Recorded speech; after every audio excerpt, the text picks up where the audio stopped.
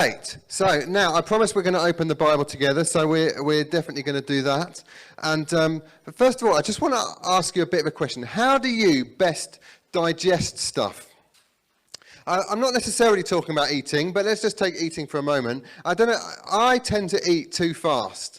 I've always done it. I think it's probably because I was brought up in a slightly boisterous, competitive family, and so generally I scoff my food far too quickly. And then one thing that really annoys my wife is that once I've finished eating my food really quickly, that gives me the opportunity to start eating hers. And apparently that's against the rules. I don't know about that. I remember going round to visit my in-laws for the first time. And they'd put on a lovely spread, which I literally hoovered up this tea that they'd laid out. And then just as we were taking our plates outside, back to the dishwasher or whatever, Hannah's sister just whispered in my ear, "You know, we only eat one cake at a time in this house." It's really awkward. Anyway, doctors say that you should chew your food 32 times. I'm pretty sure that I couldn't chew my food 32 times if it was made of rubber, basically.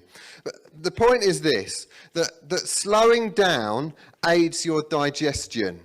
And that is why, it's a really roundabout way of saying, that we are going to read John's Gospel in this church. Matthew, Mark, Luke and John, the four Gospels. We're going to read John's Gospel, and we're going to do it really slowly. Because I really want us as a church to digest this properly. Because I think that if we read it slowly, then we're going to have to read bits that we would otherwise skip over, that we're going to notice more that we would otherwise miss, that there's going to be more challenge in our lives, more sense of God at work. And so we're going to start deliberately slowly this week in John's Gospel, and then we're going to gather pace. Gospel, the word, means good news. And so I'm really hoping that as we dig into John's Gospel, that each week we're going to find something that is good news for us as we live the rest of our lives in North Swindon. So we're going to read this morning, John chapter 1, verses 1 to 5. It's a much shorter reading than last week, you'll be pleased to hear. And actually, if we don't gather pace as we go through, pretty much I think I'll be retired by the time we finish John's Gospel. But we're going to start with 5 verses this morning, and then I'm going to make 3 quick points. So here we go. In the beginning was the Word, and the Word was with God, and the Word was God. He was with God in the beginning. Through him all things were made. Without him nothing was made that has been made. In him was life, and that life was the light of all mankind. The light shines in the darkness, and the darkness has not overcome it. I love it. I love it, don't you? What an opening. My kids would say this is epic, and they'd probably be right. You know, I'm not a literary scholar in any kind of sense, but I know that this paragraph is up there with Shakespeare. It's one of the most famous paragraphs of written text in the world. You might never have been to church in your life, and yet you might very well have heard this passage. It's almost cinematic, isn't it? You know, if I hadn't just read it, you might be imagining somebody like Richard Burton reading it with his florid tone. That's one for the kids there, isn't it? Richard Burton. Or that American guy out of all the trailers, you know, the one who sounds like he's got a cold. Like, in the beginning, you know. But we know that this book that we're reading, this John's Gospel, we're just at the start of it. We know that it's the story of a man who was born in Bethlehem in the Middle East. But the story doesn't start there. It starts sort of zoomed out. The view is of the whole cosmos. It's stunning, it's poetic, it's staggering in its scale. It's beautiful, and above all, it's fitting for what we're going to talk about. But there's a massive problem, I want to suggest, with this being the beginning of a film or a great work of literature. Because even though it sets up the rest of the story really well, what I want to say is that I think it contains the biggest spoiler alert in history. In the book of John, we have all of the sort of the heroes on one hand and the villains on the other, and they're struggling all the way through the book, really, to answer the question, who is Jesus?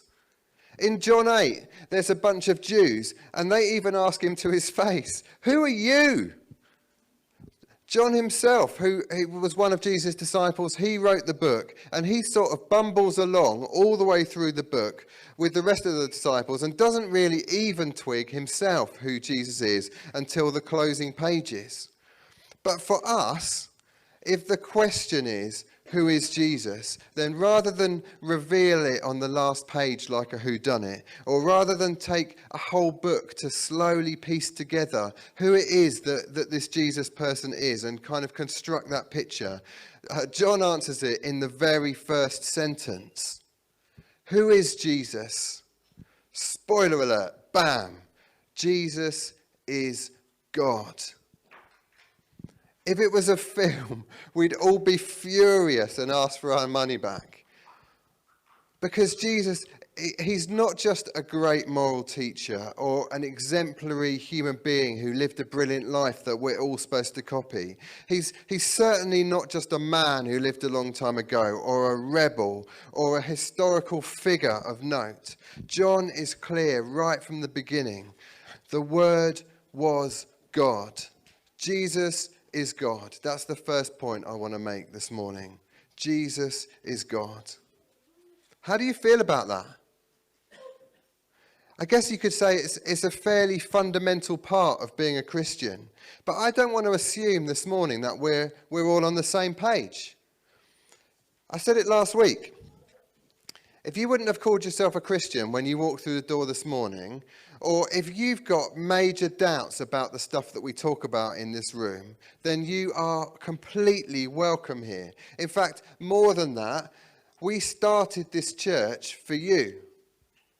We literally wouldn't have bothered if there weren't people like you in the room. So I want to say this morning, I believe that Jesus is God. And if you would like to explore that a bit further, you can maybe come on our Alpha course that we were just talking about. So John lets us in right from the beginning. Jesus, the Word, is God. That's my first point. And then what strikes me about this passage is that Jesus is full of power. It talks about, it looks back to Genesis, doesn't it? In the beginning. That's supposed to remind us of the beginning of the Bible, where God creates the heavens and the earth. That's the kind of power that we're supposed to believe from reading this that Jesus has. And then John talks about that power as light that drives out darkness. Now, I don't think I need to persuade us all here this morning that there is darkness in the world. We've just lived through, perhaps are living through, one of the darkest times that I can remember in my life. But what we'll read in John's Gospel week by week is what it means to have light that takes on the darkness and wins. We'll see that again and again. Light beating darkness. The light being the power over sickness, power over the physical world, power over the elements. And then ultimately we're going to see the power over death. And that is the ultimate darkness being beaten. And at every point we're going to see the impact of the light beating the darkness is always personal. You see, the light comes, it takes on the darkness, and somebody's life is always fixed, or their situation's transformed, or the trajectory of their whole life is pointed in a different direction. Jesus loves us, and as a result, his power is directed at rescuing us. Thank God. So that's my second point. When the light shines in the darkness, it changes lives. And we see it in the life of John himself, actually. John was one of the disciples. Him and his brother James, they had a dad called Zebedee, which I just think is funny. And they were fishermen. And at the beginning of the story, when we meet them at the beginning of the Gospels, they are called the sons of thunder. They've got this nickname, the Sons of Thunder. I don't think that was because of the type of music that they listened to. There's this bit in Luke chapter 9 where the disciples basically have some difficulty with some Samaritans. They come back to Jesus, and you can kind of imagine them saying to Jesus, well, we've just had some trouble with some people. Do you think we should pray for them? But that's not what they do. What they say to Jesus is, do you think we should call down fire from heaven to destroy them? It's like, yeah, okay. So they've got an anger problem, I think, John and James. But as John lives in the light of Jesus, as those two travel together, John's outlook completely changes. So that by the time he's crucified, John entrusts his mum to, Jesus entrusts his mum to John. And then John, who writes 5 books in the New Testament, John, Revelation, 1 John, 2 John, 3 John, writes 5 books. He uses the word love over 80 times, and they call him the Apostle of Love. That's quite a change in his life, isn't it? From the Son of Thunder to the Apostle of Love. That's the impact that the light had on John. But the impact isn't just historical or theoretical. It's for us today. Last week, Kirsten, will give us a wave, Kirsten? Yeah, there she is. She talked about how she wasn't a Christian, that she was in a pretty dark place. 7 kids. And she was miserable, barely left the house. Correct me if I'm wrong, Kirsten, if I'm misrepresenting that. But that's what she talked about last week. And then she went on the Alpha course and she met Jesus. And now if you meet Kirsten, the light shines out of her like nobody's business. Like, it's extraordinary what Jesus has done in her life, because when the light comes, this always has an impact on a person. Or Karen Reeder. Karen was here, stood here, husband at the back over there, Gary. She's our kids pastor here, and she was in a wheelchair for 12 years. And then, correct me if I'm wrong, Gav, if I get this wrong, then some people prayed for her. She had no hope of getting out of that wheelchair. She now is being completely and miraculously healed. You should speak to her afterwards about it if you don't believe me. It happened. So that is the impact that the light had in somebody's life that is here with us today. Or one last story, much closer to home. My own daughter, Maisie, who is around somewhere in with the youth, she's 15, but just before lockdown, she was really struggling with her anxiety. By the way, I did ask her if I could share this. She was really struggling with her anxiety. She couldn't sleep at night. It had been going on for years. It impacted her in every area of her life. She was just really, really struggling. And she went to a prayer meeting one evening, and she just, somebody offered to pray for her. Is there anything, Maisie, we can pray for? And they prayed for her. And then for the next year, she didn't have any anxiety at all. Maisie's now stood at the back there because she knows I'm talking about her. That's completely true, though, isn't it? Okay, 6 months. Gosh. But the point is that when the light shines in the darkness, it changes lives.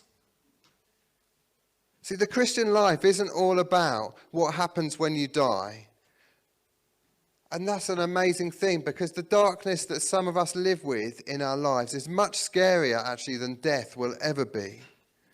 But I really believe that the light of Jesus can shine in those situations and can change lives. I've seen it with my own eyes. I've seen it in my own life as well. It's not that there are not sometimes dark moments, but the light shines in the darkness, and the darkness has not overcome it. You might be able to relate to some of this morning. I mean, and I don't mean to be flippant. In any room of people this size, there are going to be some very serious situations that people are living with, some very dark situations. And so I don't mean to lay out what we're talking about this morning as some kind of quick fix or a self-help system. And I'm not offering to wade into your darkness, although honestly, if there's anything I can do that would make your life easier, then you must just come and tell me. But what I'm saying is that Almighty God is gracious to us and that he has the power to shine in the darkness and really transform those situations. That's my second point. When the light shines in the darkness, it changes lives. And then my third point is this. We take the light into the darkness. You know, there are something like 40,000 people who live in North Swindon. And if you know some of those people, then you'll know that there are some real dark situations out there that people are dealing with. And so as a new church, we've got a vision that's about worshipping Jesus and building community in North Swindon. And that is going to be about us as the well, taking the light of Jesus into those situations out there during the week. And we can't tackle it all at once. We're not going to, there's only a few of us and we're new at all of this. But I really believe that taking it day by day and a day at a time, we can have a massive impact on this community. So we're going to start with worship here on Sundays. Every week, come for 10, we have tea and coffee. 10:30 we'll start, and we are going to be worshipping here and giving people the opportunity to meet Jesus. And we're going to do that every week. We're also going to run Alpha. There is pretty much always going to be an Alpha course on here because the transformation that a lot of people need in their lives needs to start with them exploring what it's like to be a follower of Jesus. And we're also going to start a toddler group, because I really believe that in the last little while, through this pandemic, parents, particularly single parents and small children, have been among the worst affected by lockdown and all of those kind of things. And some people have been really living in very dark situations because of those things. And so we're going to start a toddler group, and we're really hoping that a bunch of us are going to get involved in that. So more information about that coming soon. We're also going to open up a satellite branch of our Crosslight Debt Advice Centre that we opened up at Patton Church, because for some people, their dark situation starts with a financial difficulty, mostly that won't be anything at all that they could have done anything about. They just found themselves in financial difficulty. And so we want to take the light of Jesus into those situations with Crosslight.